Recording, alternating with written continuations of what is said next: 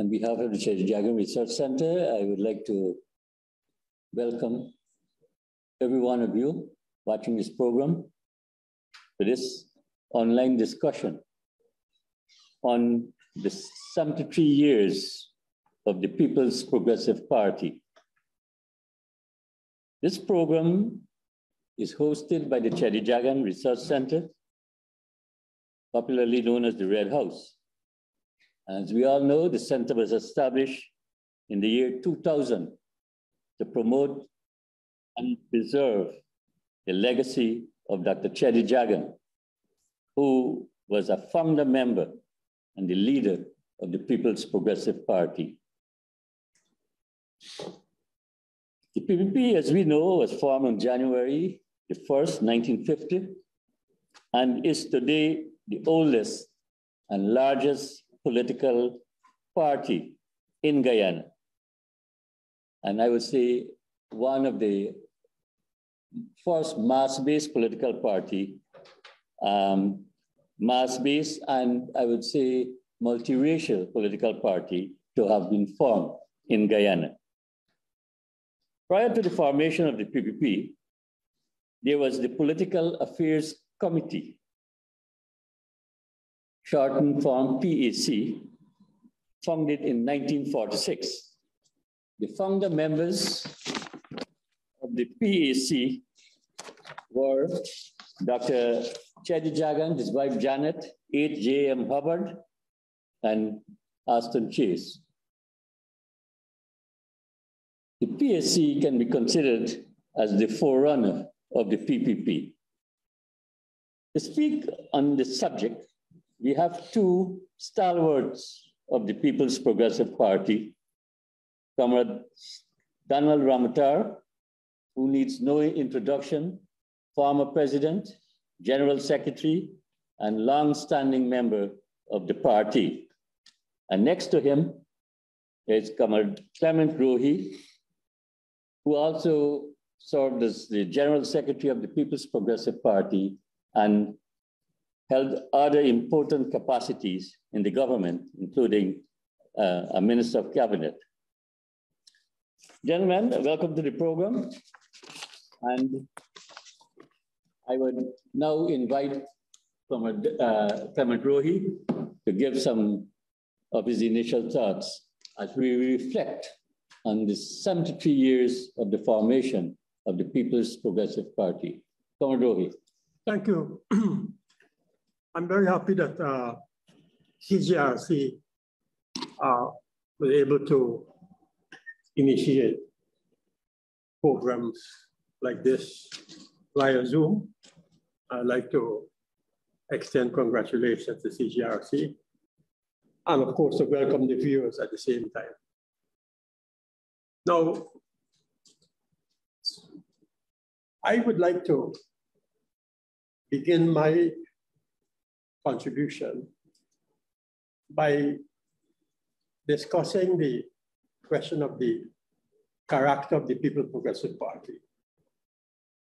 Because many times the character of the People's Progressive Party is misunderstood, or I could say misinterpreted, and sometimes put out of context by what I would describe as PPP watchers who claim to have or claim to be experts on the PPP and Guyanese politics, when in fact they, with respect to their views, which they're entitled to, do not have a very deep, I would say, and profound understanding of what the character or the main characteristics of the PPP is or are. One of the first things I observed in reading about the People's Progressive Party, following the activities of the People's Progressive Party from its inception. And I'd like to make a point from the very beginning, which is that the name Cheddi Jagan and the PPP are inextricably bunga. In other words, you can't, or we should not, attempt to separate Cheddi Jagan and to a large extent Janet Jagan from the People Progressive Party. The three are inseparable. But when Dr. Jagan started out as a lone member of the LECHCO, as it was called in those days, what struck me with his politics was his ability to work with his adversaries. Now, in the LECHCO in those days, you have a lot of people who were so-called independents. And you had people who represented the colonial interests, British colonial interests, and the business community. But Cheddi Jagan, even before the formation of the PPP, was able to work with those people in the Legislative Assembly in those days to get certain motions agreed to by all consensually that had to do with the interests of poor people, poverty-related issues. So that when the PPP was formed in 1950, sorry, when the PPP was formed 1st of January 1950, it should not be seen as unusual for the same policy issues, so to speak, to be inserted in the programmatic platform of the PPP. That is to say, issues related to poor people, working people. And that is what was a defining characteristic of the PPP from then onwards. And this is, I think, extremely important because there is a debate that has arisen within recent times as to whether the nature and the characteristics of the PPP has changed. I would like to stop at this point. Thank you for your initial thoughts. I now invite Comrade Dana Ramatar to give us his take. One of the other characteristics of the PPP is the fact that it has always been an international party, because in some ways it is the product of what was also taking place internationally. You will recall that immediately after the war, the Second World War, and with the victory of the Soviet Red Army, the defeat of Hitlerite fascism, it created very good conditions for the anti-colonial struggles in the world to take place. And you had a lot of victories in 1947. India was the first to become independent, break the chains of colonialism. And that was a difficult struggle that India had, but also very important was the victory of the Chinese Revolution in 1949. China was not a colony as such, but it was a semi-colony. And it broke, China also broke that chain. And there was a lot of enthusiasm in the world that to build a new world without wars, because they had just come out of a big war, without exploitation, without colonies, where everybody would be equal. So PPP has been a product of that struggle from the very beginning. And its very inception, it wrote as its goals, first of all, to win political independence for the people of British Guyana, to be an independent country so that we can make our own decisions and we can move our country forward. But it didn't see that as an end in itself. It saw that as a step towards what is its longer-term aim, which was also to liberate poor people, working people, and give them a voice. And they wrote socialism, that one of the goals of the PPP was to build a socialist society after winning independence. And let me just say about socialism. Socialism is the concept of the class. And this was an idea to give the working class a say in the management of the state, the working people, a say in the management of the state, how the state should run, and to run the interest in the interest of the vast majority of people who are workers and farmers and small business people, etc., etc. The other aspect, the other thing that the PPP wrote on its banner was that it will work with the rest of the international community to fight to bring an end to colonialism. And therefore, from the very beginning, international solidarity was one of the foundations of the PPP. And you will see in 1950, 51, there was a big struggle in Grenada, workers struggled in Grenada. And the PPP was probably the only Caribbean country that not only mobilized solidarity and support at public meetings, but also raised funds for Grenada. It also exposed to the Guyanese people that a new life was possible. There was a new possibility to build a country for the majority of the poor people. And therefore it had a lot of solidarity with the USSR, with China, and because China had won the revolution there too and started to construct a new society. With Africa, with Kenya, with the struggle that was going on in Kenya. At the time, Kenya in Africa was one of the highest point in the struggle. And if you go back to the early documents, you will see from the very beginning that the PPP was in solidarity and support of South Africa in that fight. So the PPP always saw themselves not only as a political party within Guyana to free the Guyanese people and to get independence and eventually to win socialism, but it also always saw itself as part and parcel of the international struggle against war for peace. And that is why it is very disappointing that nothing much is being said about ending the war with Russia and Ukraine, and the very fact that war should have been avoided. I think that needs to be emphasized more than anything else now. Before we end up into a nuclear war, the need to have an end to this war by guaranteeing Russia its peace.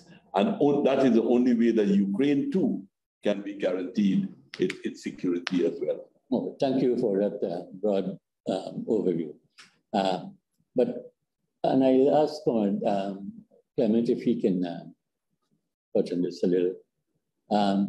Before the formation of the PPP, you had the Political Affairs Committee of 1946. But the Political Affairs Committee, as we all know, was not a political party. It was more a pressure group and advocacy group. But what would you say were the main triggers, as it were, that resulted in the formation of the PPP in 1950?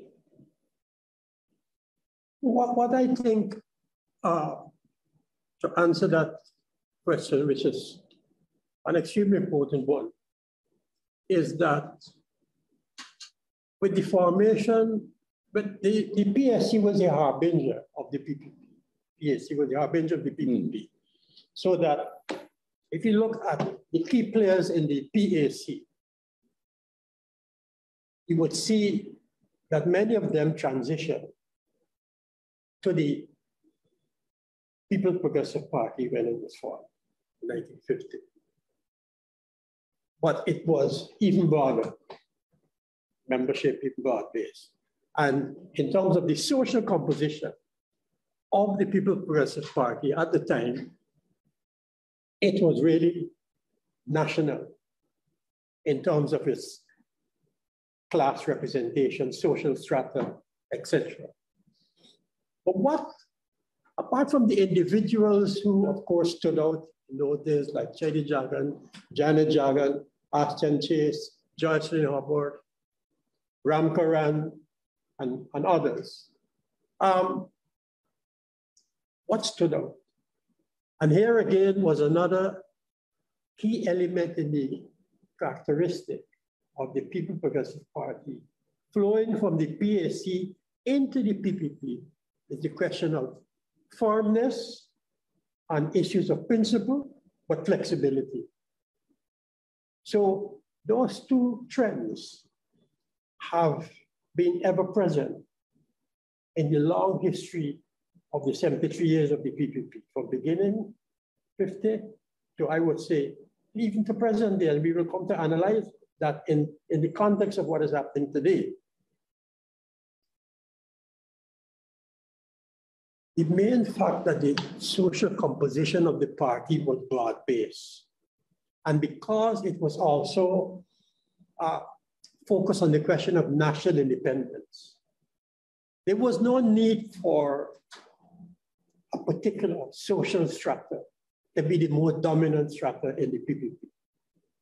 So even if the members in the PAC were Marxist or socialist oriented, so to speak, some of these people call them communists, and they then being key players in the PPP, the fact that the party was fighting for national independence meant that that struggle had to be broad-based, because the struggle for national independence ought not to involve a particular structure, but be broad-based. Because national independence calls for the involvement of as many representatives of social classes as possible. Even what we call, in orthodox terms, the national bourgeoisie or the national capitalist class. And so the element of firmness on question of principle, like the question of independence, and Donald made the point about independence struggles in many countries. Only the other day I saw an Al Jazeera documentary on the struggle of the Mau Mau in Kenya. And I remembered, and in fact, if you read the Western Trial, you will see Cheddi Jagan referring to the Mau Mau struggle in India, the Huk Balahap in the Philippines, and many other colonies who were fighting for independence. So what I like about the formation of the PPP throughout its lifetime, the present, is the question of its flexibility, and to involve as many representatives of the different social strata and classes in society, because we talk about a national democracy. And we don't speak about a national democracy in abstraction as something out there without any meaning. We talk about a national democracy. This country is still a developing country. And therefore it requires the involvement of different representatives of social strata, social classes, to build whatever the manifestos of the PPP over those years called for. Well,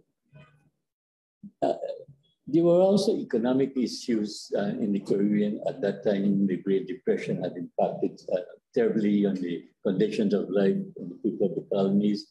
In his book, A Warning from the West Indies, one writer, W.N. Macmillan, stated, any socio-economic study of the West Indies is, in quote, necessarily a study of poverty. But that was one of the characteristics of colonialism as a whole, not only the Caribbean, but in the whole colonial world. You had that. But I think the formation of the PPP also reflects the PAC, the founders of the PAC, the fact that they were all Marxists, and I think they had a direction that they were following. They saw the necessity of preparing the ground for a political party, and therefore the PAC was very important. And the PAC was not only fighting; some of its main tasks was to educate the population. In fact, it said so in its beginning document, was to educate the population, give them information, and towards the end of forming a political party. They had that as one of their goals. And I think they saw it as they were very clear that a political party to lead the country to socialism had to be a stronger party, but at the stage where they were at, they were not, that was not the main ground. The main ground was winning independence. And therefore they needed a broad organization with all classes and formations in it. The main criteria is that they would be anti-colonial, they would want independence and so forth.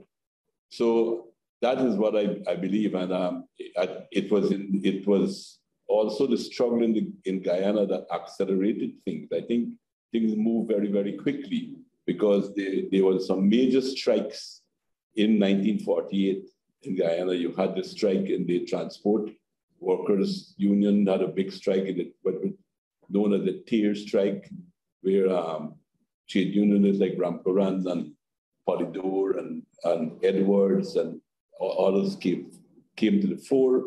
You had a big strike in the bauxite industry at the same time, a very big strike there too.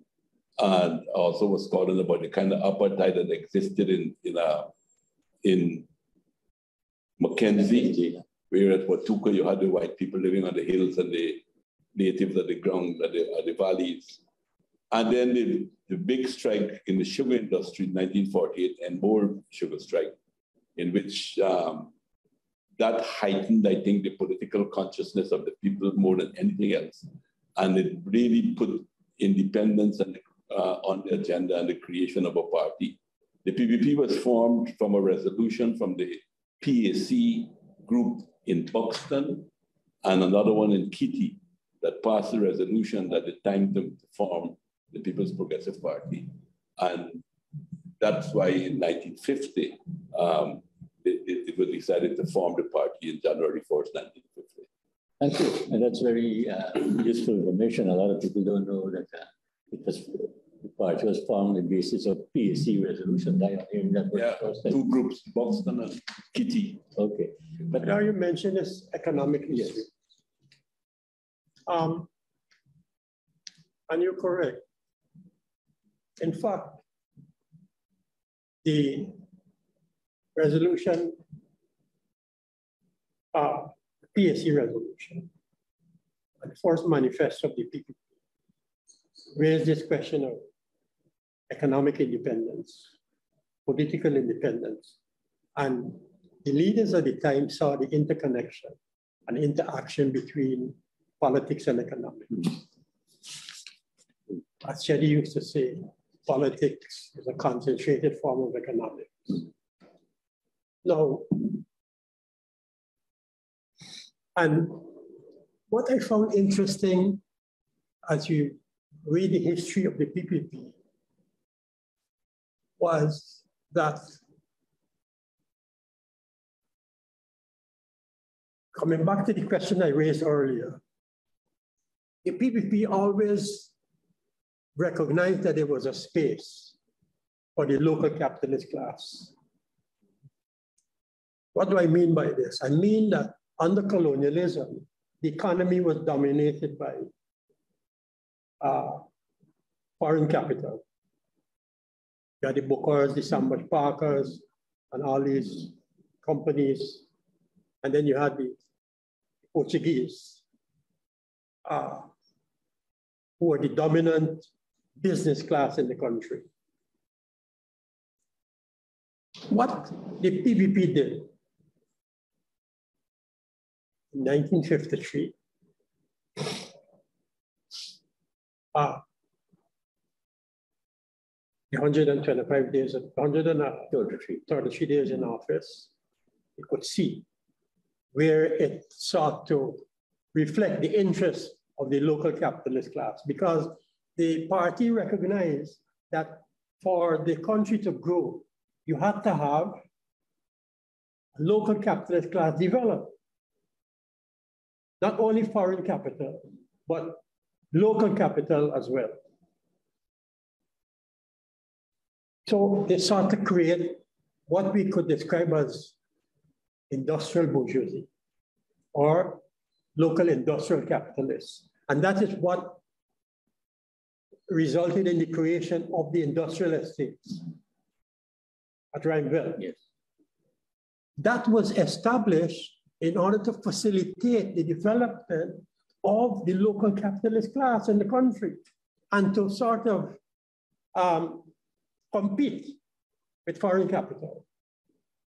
And those other interests who were the dominant capitalist class in Guyana. Now I emphasize this because when we talk about the communist people, and when some talk about the communist label and seek to situate the PPP solely in an ideological context, they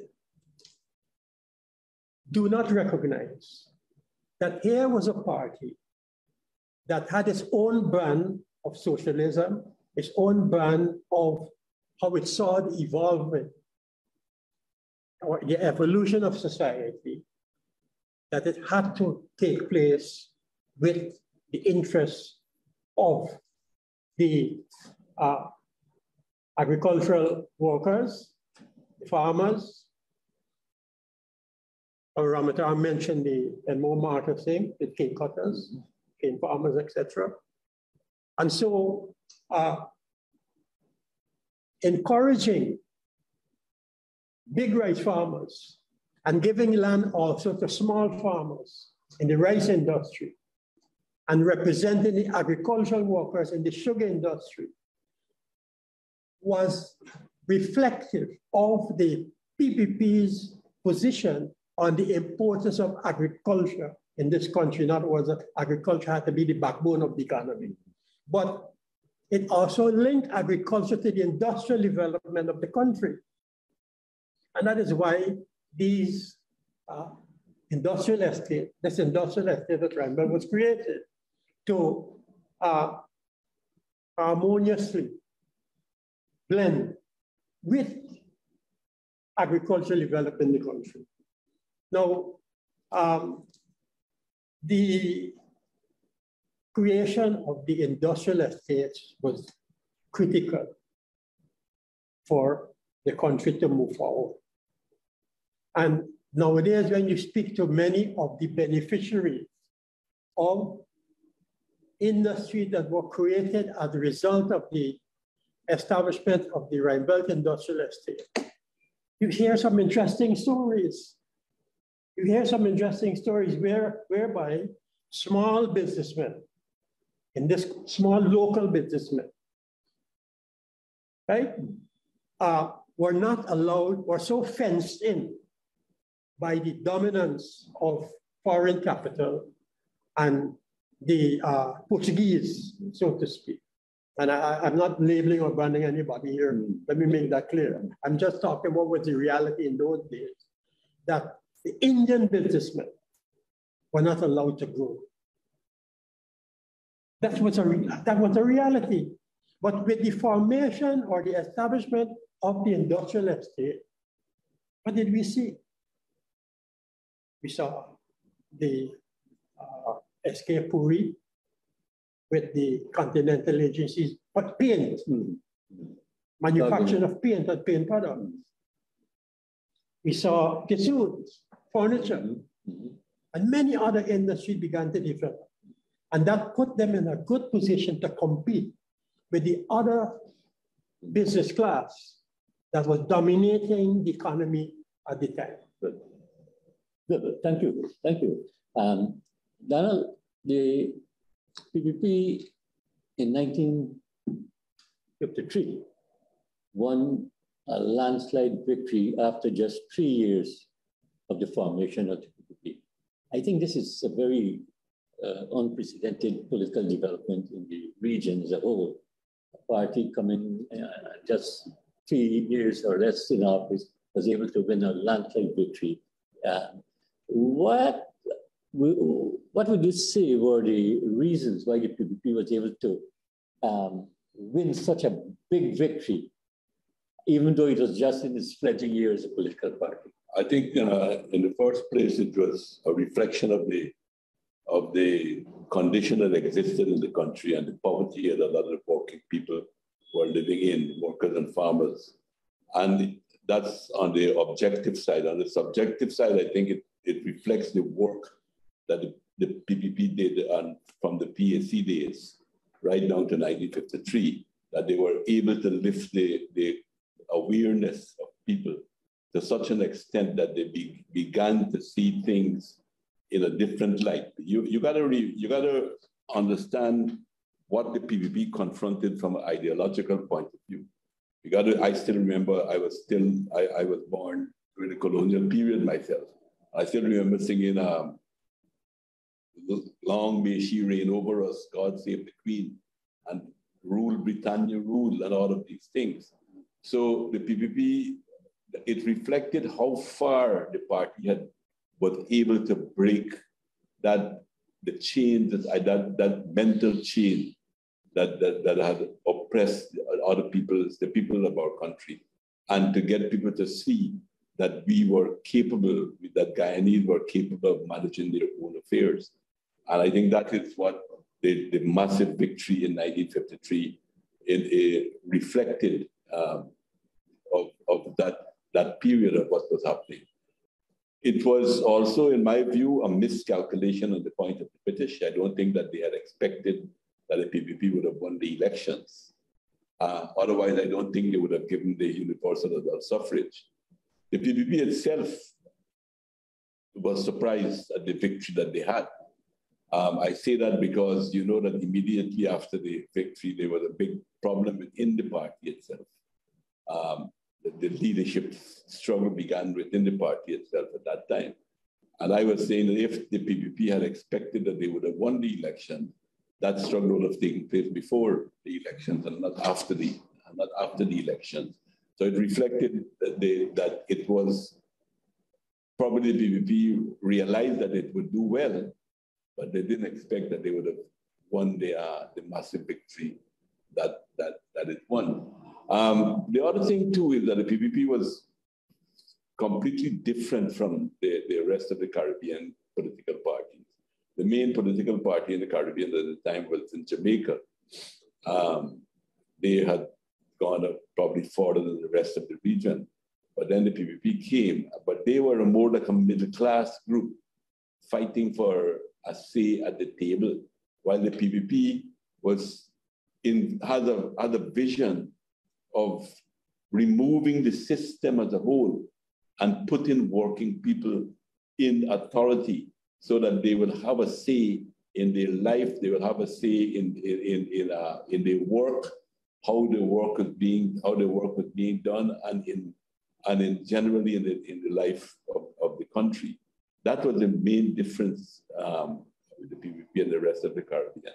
And I think also the distinction also could be looked at probably in education as well. Because if you look at the regional leaders at the time, those who were most of them were educated in Britain. And Britain had a policy of educating the colonials to be colonials and to be loyal to Britain itself. Dr. Jagan had his education in the United States. And at that time, the United States was very anti-colonial. It had, the United States had a revolutionary history. And it was probably at the bottom point of their revolutionary, but they were very anti-colonial. And they encouraged fight against colonialism and what have you. And that is where I think there's one of the main difference. The other difference, I believe, is that if you look at the Caribbean, the leadership of the political parties in the Caribbean, they were all professional people, lawyers, doctors, and professors, and mathematicians, and so forth. The PPP mobilized. They were able to capture the best minds in the country, the intellectual class. But the intellectual class in British Guyana at that time was different from the rest of the people. It was not people who were very far away from the worker. Teachers. Sidney King was a teacher. Ram Karan was a worker, a clerk in the railway. A lot of Edwards, all of them worked.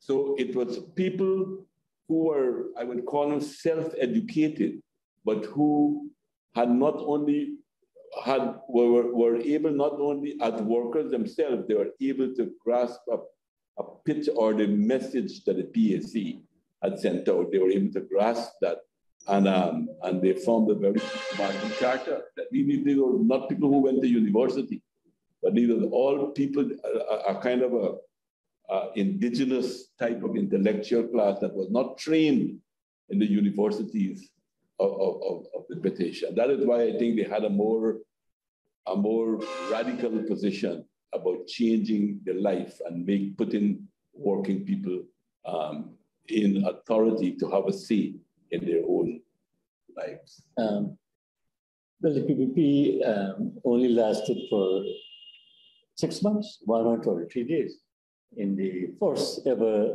electoral victory of 1953. But you had mentioned that the PPP had, from its very beginning, embraced a socialist concept. Would you say that part of the reason why the PPP was overthrown or why the Constitution was suspended just 6 months after the PPP came in office, do you think it had anything to do with the radicalism you spoke about and this leftist orientation of the PPP? No, I think it was more the fear of Britain that they didn't want to lose their colonies. Britain was not ready to give up its colonies at that point in time. You recall that when after the war, Winston Churchill made the famous statement, he was referring to India, to say that, and this was when 1946, 47, I was not elected prime minister to preside over the destruction of the colonial system, So they were not ready to give up their position, because nothing that the PPP did in the 1953 government could have been described as communistic.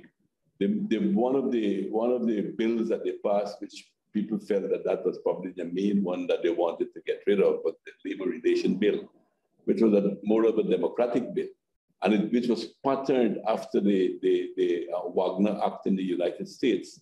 And this was to give workers the opportunity to elect a trade union, to be represented by trade union of their choice, and which was more of a democratic, had nothing to do with socialism there. It was just a democratic system.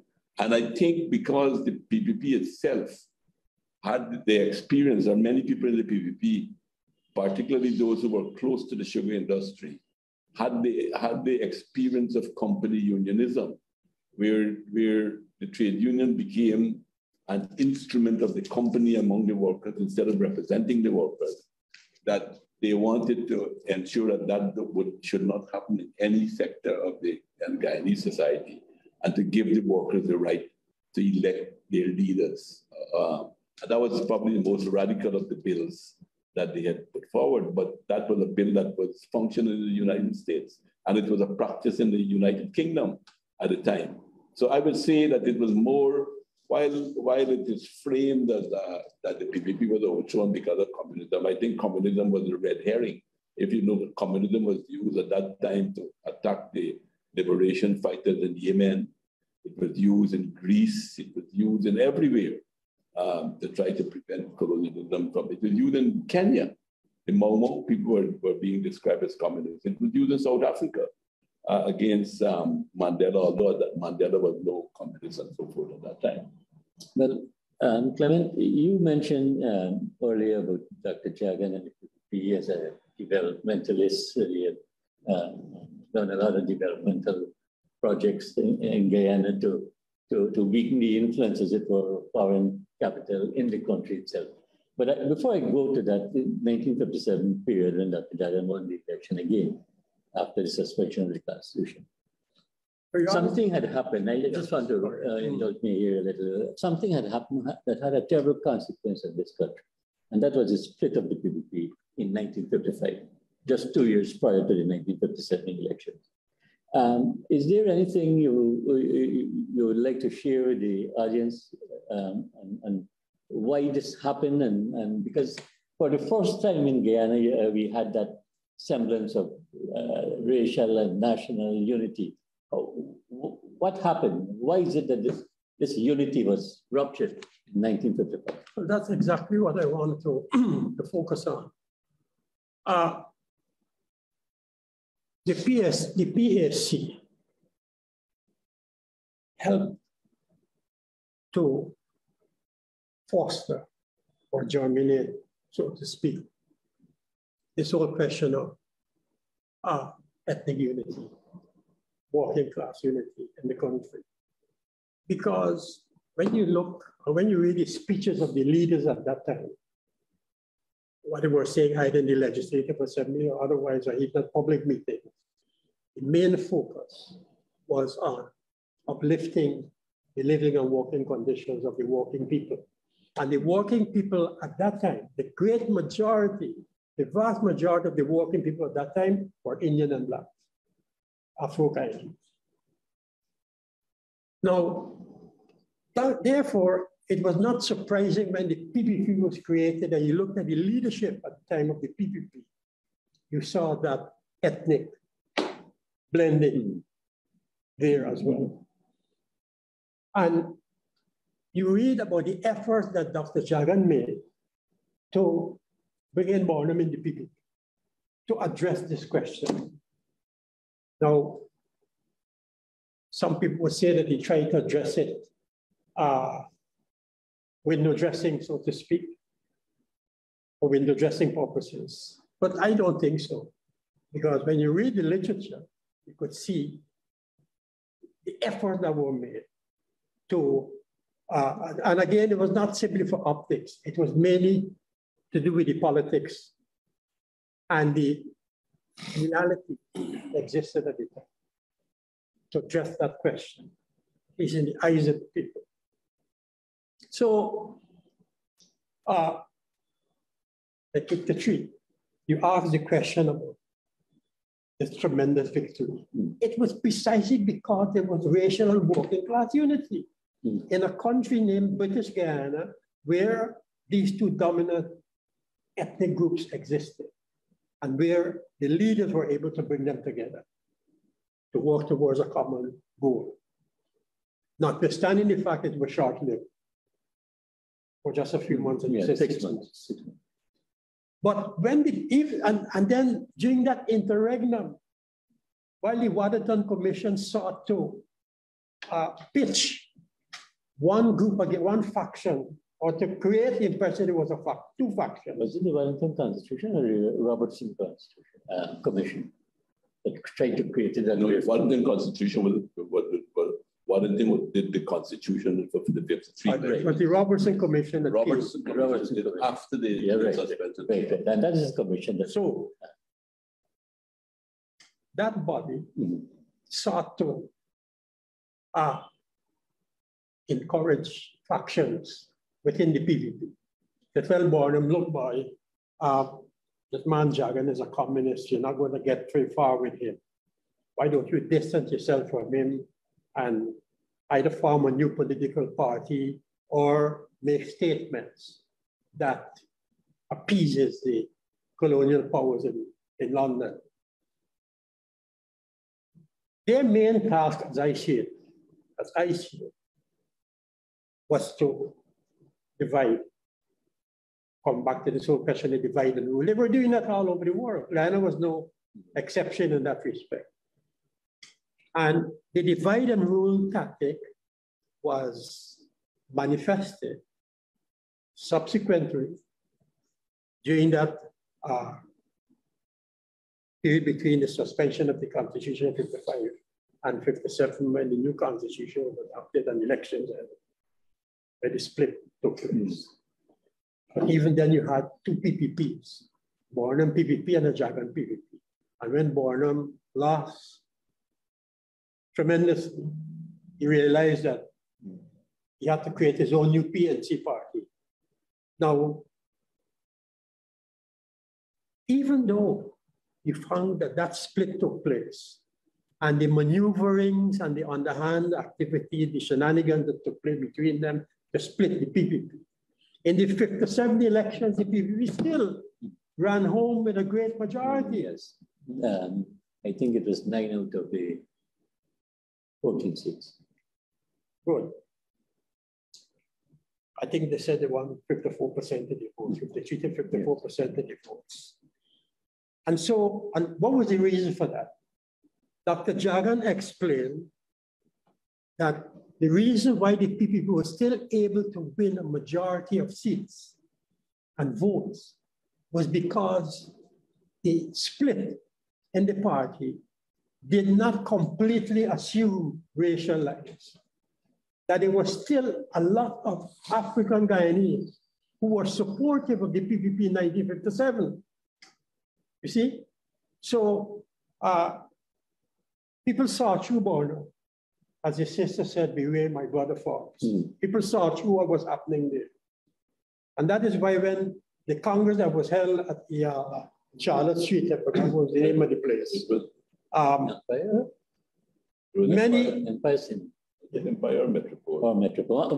Many of the African Guyanese members of the PPP did not go along with Borno when he shouted leader or nothing. People saw that as opportunity. But the 57th victory showed that despite the split in the PPP and despite the maneuverings of the colonial powers to marginalize, so to speak, to use a popular word that is now around the place, the PPP is still won a majority of 57 and 64. 61. 61, sorry, 1957 and 1964 too, you remember? Yes. But Donald, I think I got a slightly different perspective. please give your perspective. I don't think that anybody had identified Barnum to come into the party because they thought that he would have bridged racial gap or anything like that. Actually, Barnum had played no part in the PAC, the Political Affairs. No, not in the PAC. Right. He was recruited by Billy Stratton in the United Kingdom. Billy Stratton was a Jamaican, and he ran an organization called CLC, Caribbean Labor Congress. And he worked with a lot of Caribbean people. A lot of Caribbean people worked with him, and he tried to get them to fight against colonialism. He also recruited, he worked very closely with Ralph Ramkaran. He worked with Miles Fitzpatrick. He worked with other people. He was a member of the Communist Party. And yes, and it was him who recommended the Covered Cheddi that Barnum, he saw Barnum activities in England and recommended that Barnum should join the party. Cheddi then he brought Barnum in to be at the leadership of the party, at the formation of the party. But the chairmanship of the party, it was this thought it should have gone to Ashton Chase. But Ashton Chase is the one who said that, I think Ashton Chase was also already thinking about going to study law. He liked law. And he was thinking about going to study law. So he was thinking maybe he might need to take some time off. He didn't want to take that responsibility then.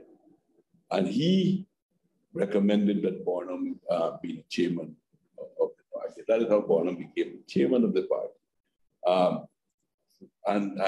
But before the PPP was formed, the racial issue was dealt with more in the middle class level. The working people had no problem with race.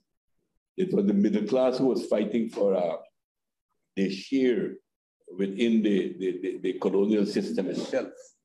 And you had the League of Colored People, and then you had the British Guiana East Indian Association. Yeah. And they were all really, it was more of a class thing like that. They started to attack the PPP when the PPP was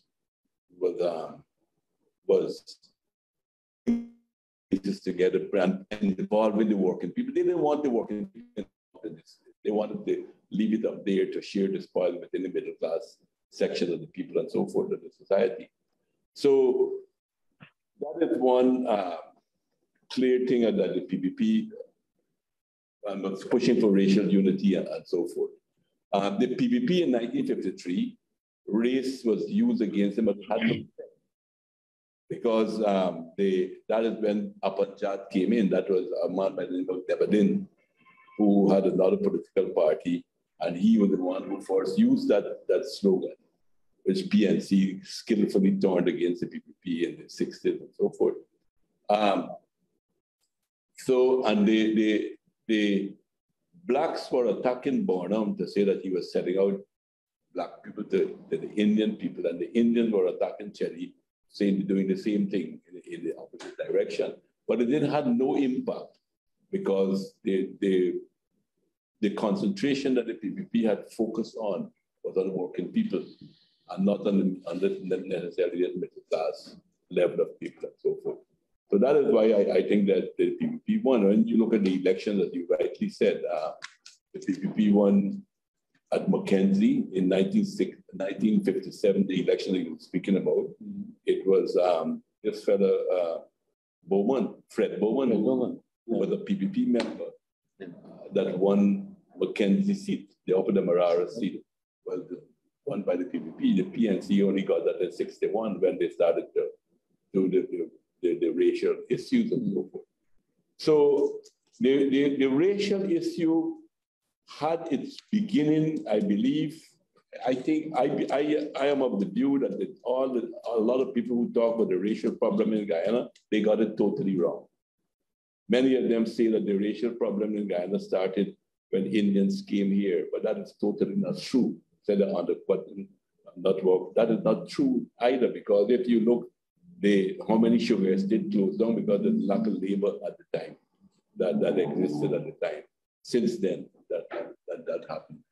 And if you look, they had never had any problem with Indians and blacks, Indians and Africans throughout that period. In fact, Indians, they were reaching out and trying instinctively to reach out to other workers on the East Bank, trying to join the workers in Tongue under Critchlow, and many other people. They even call Critchlow Black Cosmos.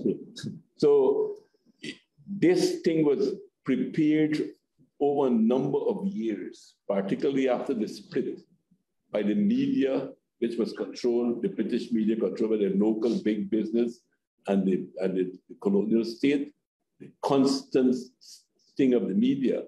And Barnum used it in order to get some type of popularity. And that is why I will say that the PNC has never been, was not, and is not now a national party. The PNC was formed as a party to stop independence from coming to the country, to destroy the liberation movement. And it remains an obstructive party to this very day. Well, my main question is this. This matter has been with us since those days, and it's with us up to now. Before I develop that point, the PPP is a very unique party, very unique. When you look at the political parties that emerged almost at the same time with the PPP, in Barbados, in Jamaica, and Trinidad and Tobago. The PPP is unique in the sense that, notwithstanding all the difficulties, trials and tribulations it went through, it was able to maintain political power, to return to political power. After much bashing, ideologically, politically, economically, etc., it was able to return to power in 1992. Well, of course, 53, 135 days, 57, 61, 64, I would argue, because it was the British who overthrew the PPP. He won the largest block of votes, 47, near 48%. And then in 1992, well, I mean, we could debate the whole question of rigged elections during that period from 68 to 92. There's nothing to debate there. No, a debate in the sense that the PPP has always argued, let's look at it from the PPP. The PPP has always argued that were those elections not rigged, it would have won the seat of government. right? That may be a non-issue, but there's a debate going on out there for whatever it's worth. So the PPP was able to return to power after 23 years in the so-called political wilderness, which I don't agree with. Because political wilderness means that you're out there doing nothing. Nothing, I agree. But during the 23 years, the PPP was working, right? Doing its political work and its international work. There's no political party in the Caribbean that has been in the so-called political wilderness for 23 years and was able to return to power with the kind of stigma that the PPP had.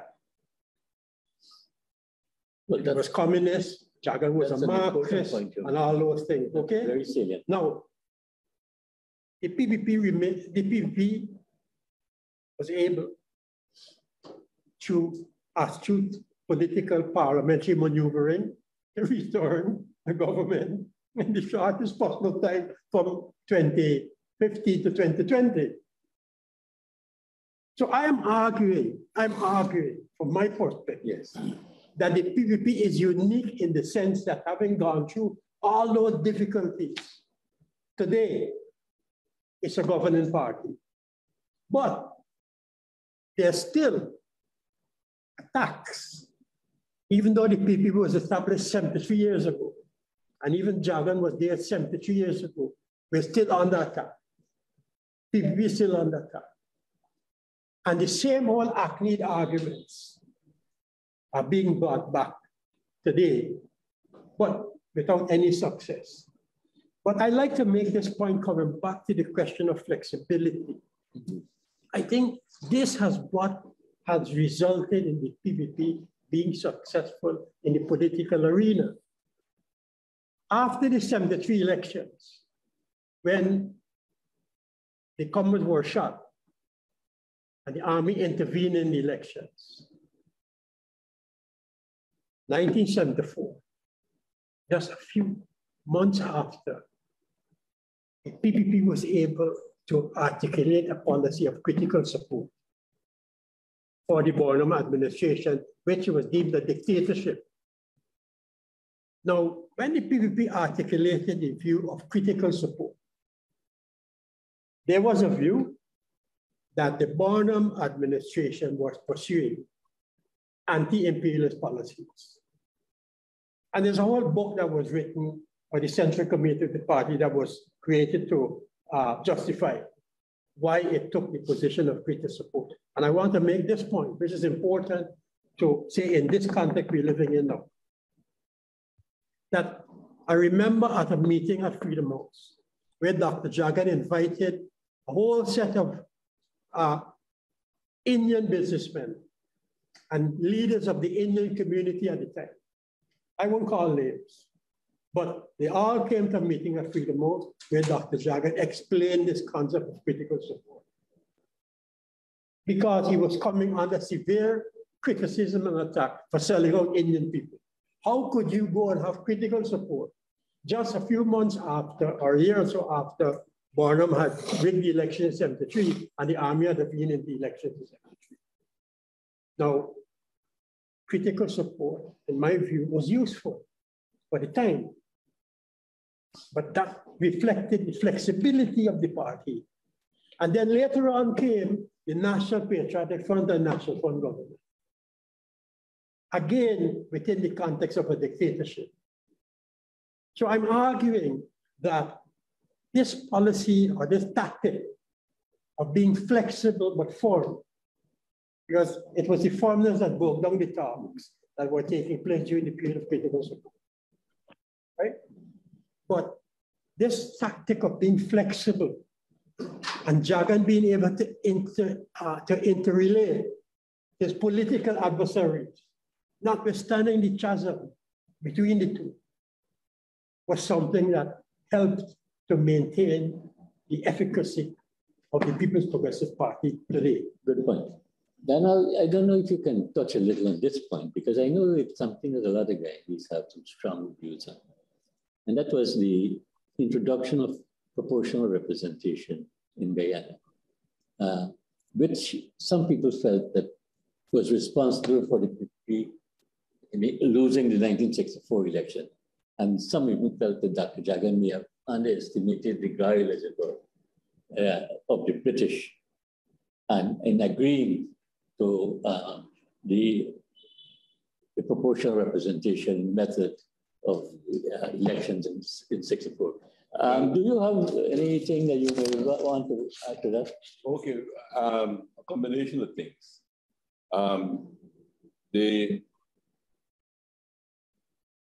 After the 1953 elections, the British tried to rig elections against the PPP. In 57, by manipulating the boundaries, they made the whole of the country, including Kanchi, one seat. And that was Dr. Jagan's seat that he fought. And where the PNC and so forth, they felt that was strong, they made it smaller. And that is why the amount of votes that Dr. Jagan got in 1957 in this constituency was more than all the opposition put together at the time. And in 1961, when they failed, they manipulated the seats even more. For instance, in Georgetown, it was so blatant because they thought that PPP would have won La Penitence, Albiston or La Penitence seat. So they tied it on to Lodge, which was not contagious to the area. But they failed. So having failed that, they were looking at ways of how they could defeat the PPP. The first proposal for proportional representation came from the head of Booker's at the time. He was a senator, a nominated member of the Senate, Anthony Tasker. He was the one who first raised the idea. But the idea didn't catch on at the time because Britain didn't agree with it.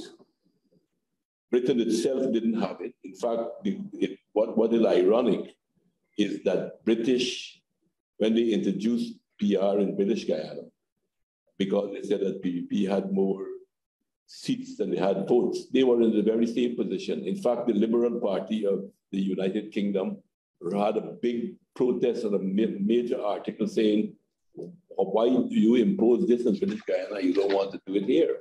But the British excuse of not doing it here is because it will create weak government. And there was an old argument too that PR created a Hitler in Germany. And that is why Germany changed their system. So you had this coming up. In 1962, when Trinidad was going toward their independence, it was raised as a system for Trinidad.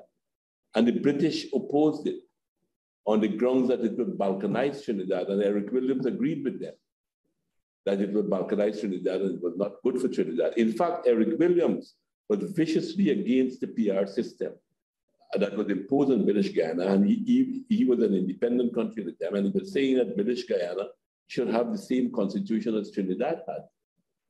And in 1963, the Trinidad Parliament was going to debate the PR that was imposed on British Guyana, but the killing of Kennedy disrupted that debate and they never went back to the issue. So that the idea was clear to defeat the PPP, to use the PR. That was, but it was also to keep the races divided, because under PR, under the system of PR, all over the world, people organize not on the basis of national issues, but on the basis of differences, ethnic issues, religious issues, different kinds of issues. You get in a lot of issues coming out in the world today that people are organizing around. Look at Israel. They had 5 elections in 2 years. So the British, in order to want to keep control of Guyana, wanted to have weak governments. And even though they wanted to get rid of the PPP, they wanted to ensure that they keep control of the situation by keeping coalition governments in the country. What they didn't recognize, or what they were forced to support, was bottom rigging of the elections, because they didn't want the PPP in the government. Because after 1968 rigging of the elections, the PPP recognized that they had to, they took a stand and on the side of the socialist world and socialism and so on and so forth. So they didn't want that. So my view is that even if you look at all the arguments in that time and all the literature that clearly says that PR keeps your country divided, keep you divided on the basis of differences and so on and so forth, and establishes weak governments, because most of the countries, if not all, most of the countries, not all, because we are not one, most of the countries where you have the PR system, you have coalition governments, and sometimes it's hell. In Suriname, they used to get big fights to form a government, and now they don't have the same kind of physical fight that they used to have. But it takes them at least 6 months to a year to form a government after every elections, because they have to bargain. So you're not bargaining on the basis of the national issue. You bargain when you will give me this ministry and I can take this ministry and that. So the general trust is lost in the kind of horse trading that takes place in this regard. So I think that we need, I think also another reason why they wanted to do that, because they recognized that the PPP was bridging the racial gap in the 60s. If you look in 1957, PNC won 3 seats. They barely won. Bonham himself barely won his own seat in Georgetown.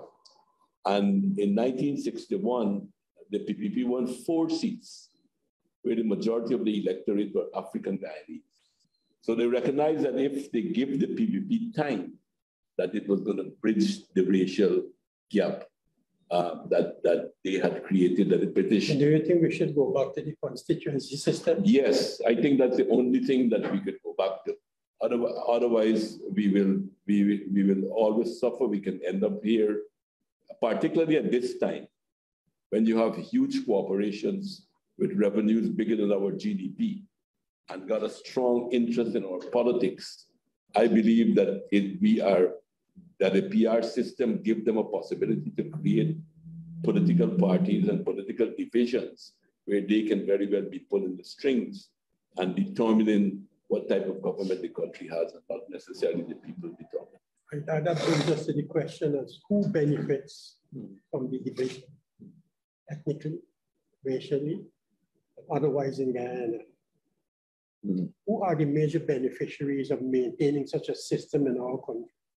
I think that's something we need to analyze some future point in time. Yes, maybe we will dedicate a program to looking at the race issue in this country, race relations, and all kinds of allegations that are being made about the PPP being a racial party.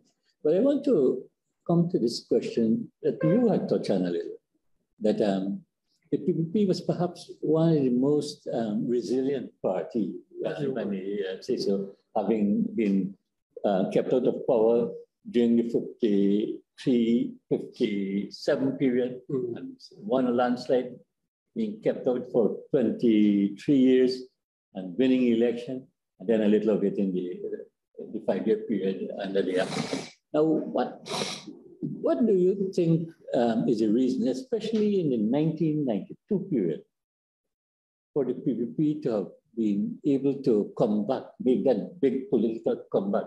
And it's the first time, apart from the 1953 elections, correct me if I'm wrong, where from the 1961 elections, the PPP was able to win 50% and more of the votes. Because in the 60s, the PPP in 61, 64, the PPP never managed to go beyond the 48%. But the PPP in 1992, for the first time. Just to put a caveat there. In 1961, the PPP contested 29 of the 35 seats. They didn't contest all the seats.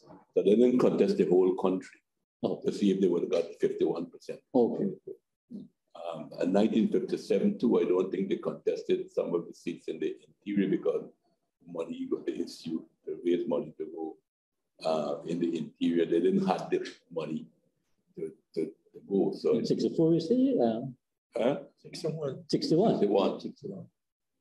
But the 92 events leading up to 92. You see, I remain convinced about the flexibility tactics of the PPP. During the period of 68 to 92, with the rigging of elections,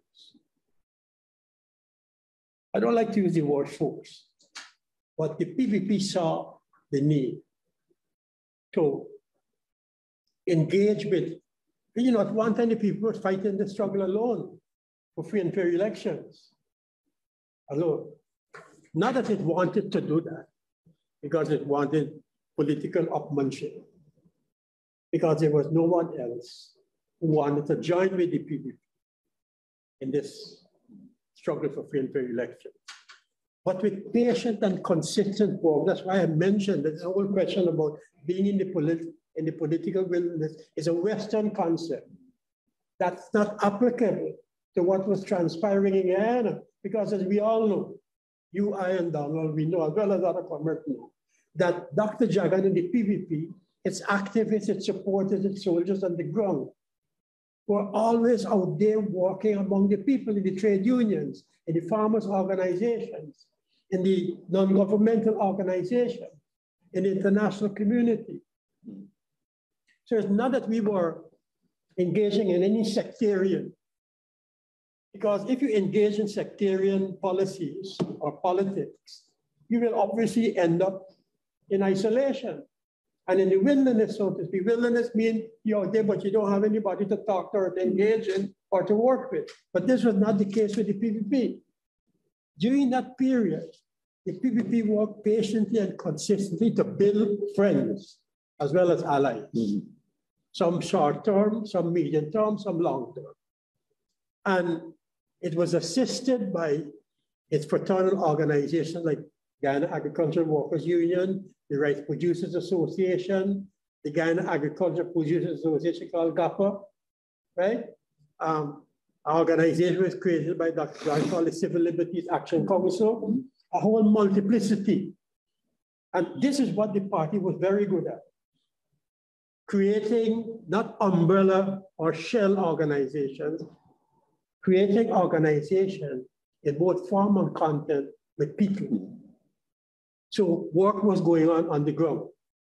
Now, that work eventually led to the creation of the Committee for the Defense of Democracy at the time of the referendum.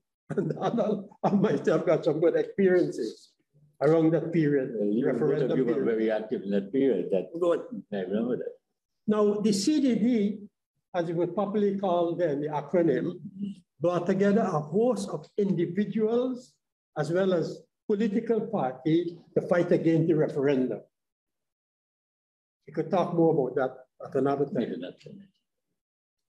But that was where you found an alliance, for want of a better term, or a coalition of individuals and organizations to fight against this referendum. That eventually led to the creation of the Patriotic Coalition for Democracy, the PCD, again, with the PPP playing a major role.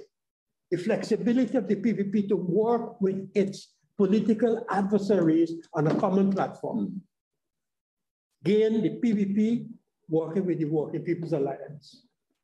And we had experiences where we didn't agree with the WP on a number of issues, but the bottom line was the restoration of democracy. And that was the common platform that the PPP held to in order to achieve democracy in this country.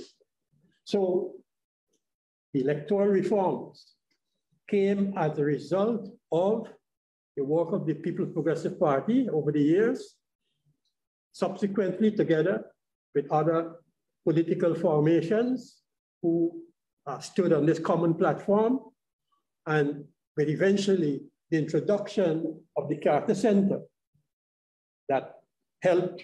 Let me make this final point.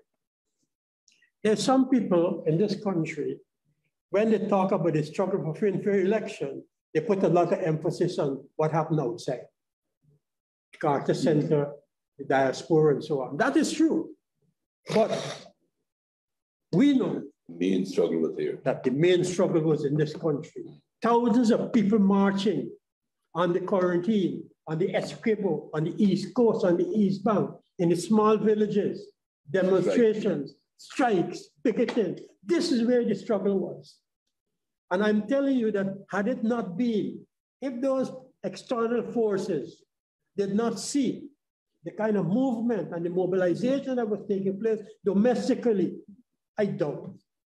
Maybe I'm wrong. Let me put it in another way. That's a fundamental way. I think we could have probably, it would have probably taken longer. Yeah. One without the national support. They helped to bring the closer. They made a contribution. We can't deny that they made a contribution. No.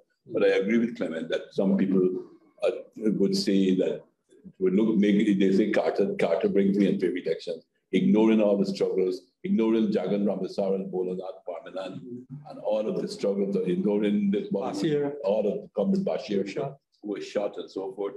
So I agree completely. I think that's a fundamental point you made here, Jonathan, and I think but also there's another fundamental principle that the PPP always held on to, that you cannot have sustained social and economic progress without political democracy. And the PPP believed in that then and believes in it now. That you have, for us to get our people to work, to produce, that you have to have democracy. And because once the Bonham started to rig elections like in 1968, he started to increase the size of the state. A large amount of money began to and then the study which showed 35, there was one military or paramilitary person for every 35 persons in our country. So that's a huge state apparatus they had to be building.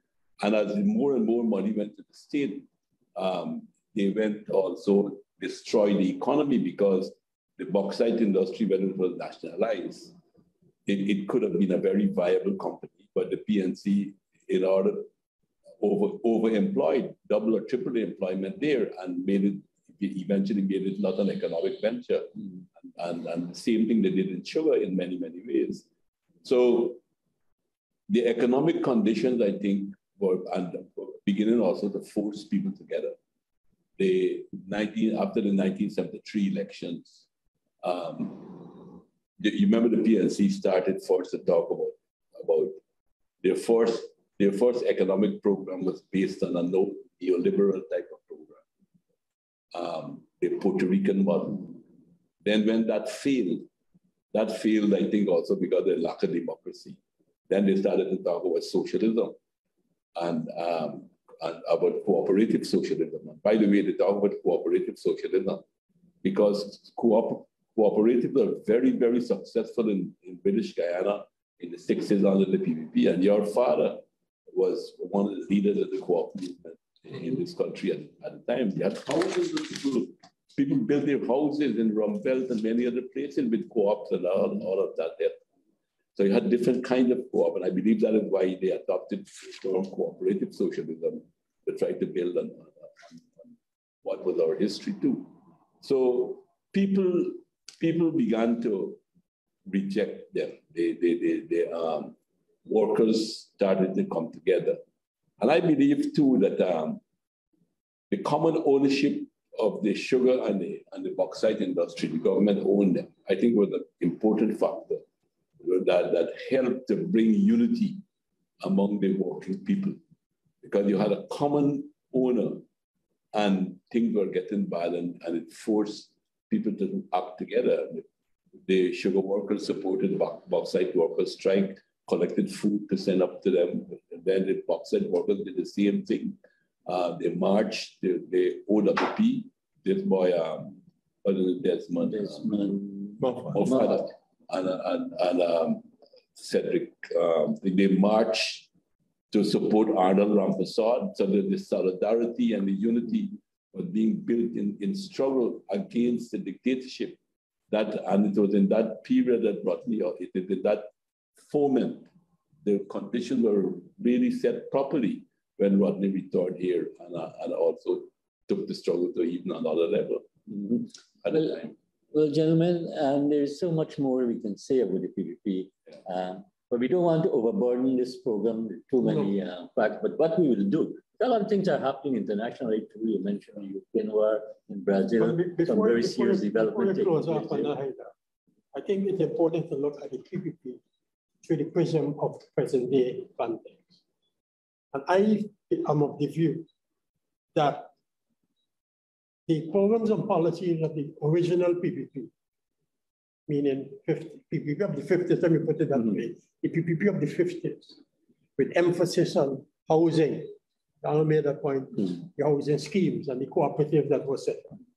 This present government from 92. Remember in 92, Cheddi bought the housing project from Venezuela. Yes, yes, yes. Right? Yes, you still have one or two of those houses. Right. The housing drive continues from then to now with a different administration or two different administrations. Am I correct? Yeah. You have to give there's something that you have to give jacket. Some things continue, right? But there's something that have changed too. Okay, but let's look on the positive. The housing drive.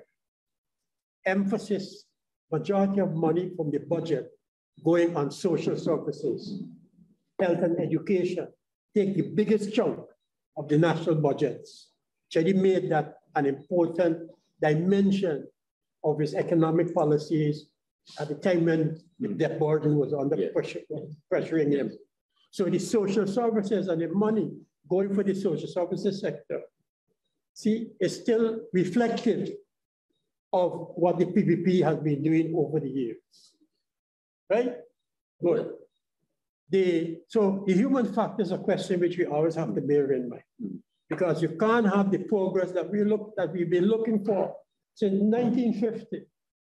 Of course, the working class and the working people have changed over the years, different generations, but the demands basically are the same: clean water, electricity, housing, transportation, education, social sector, health.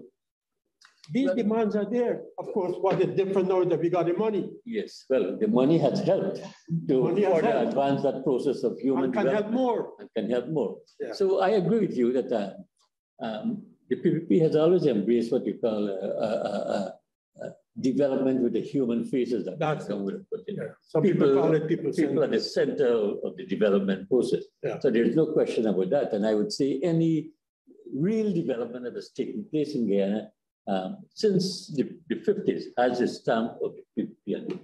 The PPP is fundamentally a developmental party. And there's no question. Maybe in another program, we can talk some more on these issues. The foreign policy, that Donald raised. We'll look at some international issues too, which are happening in Brazil. Maybe in our next program, we should focus a little on what's taking place. Because in Peru, you had a problem there with the leader was over. The most important international issue is to try to prevent nuclear war. Nuclear war. So maybe we'll dedicate a program, maybe the next one, and on these issues. But I just want to say too that the Cheddi Jagan Research Center, the Red House, has brought out its recent edition of The Thinker, which is the volume 7, the 7th edition of The Thinker. And in this magazine, we deal with a lot of issues, local, international. We have perspectives from different people, cultural issues. And I will want to take this opportunity of this program to introduce The Thinker to all of you who are looking. And you can have copies right here from the center, the Cheddi Jagan Research Center. It's a very informative and sell at a relatively cheap price. Just $1,000 for a copy. And there's also a lot of what was said here can be found in Dr. Jagan's book, The Western Trial. And I also want to encourage all of you who are watching who have not as yet get a copy of The Western Trial, read it. And it has a wealth of history that no other publication in this country has. The kind of the perspective on Guyana's development, political, social, economic, you name it. So with that, I want to thank our two presenters, former President Dana Rambatar, former General Secretary Clement Rohi. I must also thank our technical operator, Shivash Prasad, for making this the technical aspects of this program possible. So, yours, thank you very much, and we look forward to you joining us again. Thank you. Thank you, Gary.